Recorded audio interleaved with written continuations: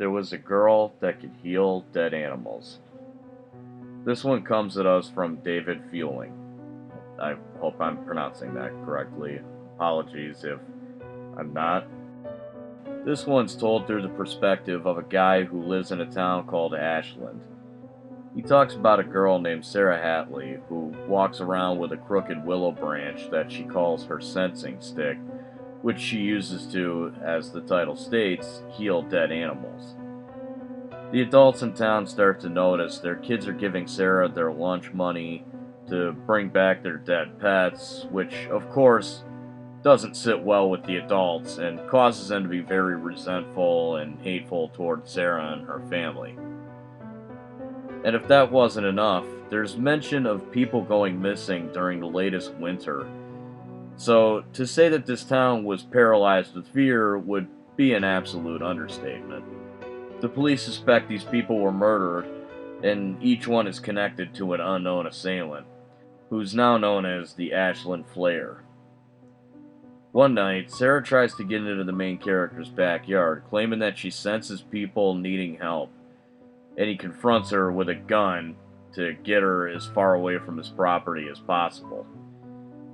As the town grows more fearful of Sarah and her parents, who are also described as being incredibly antisocial and just overall really weird, their desire to get them out of town grows stronger and stronger.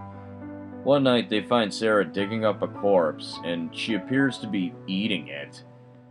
It might seem like I spoiled the best part, but trust me, the description of what Sarah is doing is really disgusting. I don't recommend eating while reading or listening to the audio, at least this part of the story. She tries to plead with the townsfolk that catch her in the act, and she says that the person that's buried is begging her to bring them back, and that they want to live again. Sarah gets arrested and released on a bail.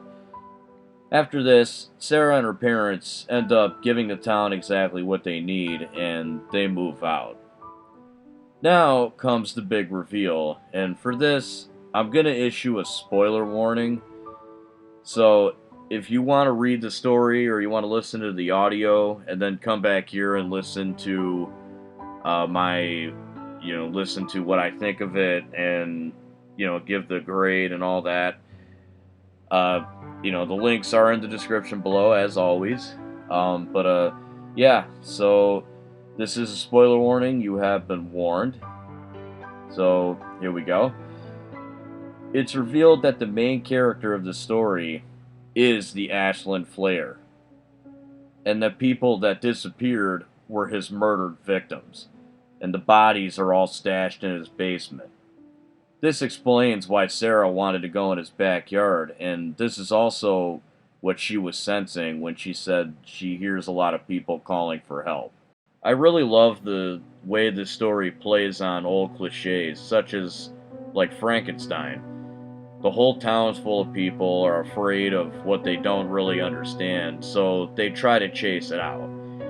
It plays up like an old story like that, but combines it into something that's fresh and new.